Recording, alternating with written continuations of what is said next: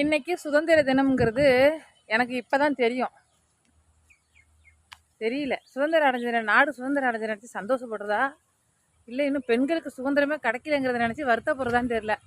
எங்கேயோ எவ்வளோ ஒருத்தி அவுத்து போட்டு ஆடுறதும் ரீல்ஸ் பண்ணுறதும் ஃப்ரீடம் எடுத்துக்கிட்டு ரொம்ப அட்வான்டேஜ் எடுத்துக்கிட்டு ஊர் சுற்றுறதையும் பார்த்துட்டு எங்களை மாதிரி கஷ்டப்படுற பொண்ணுங்களெல்லாம் வச்சு சேர்த்து வச்சு பேசுகிறானுங்க இவனுங்க. என்ன செய்யலாம்?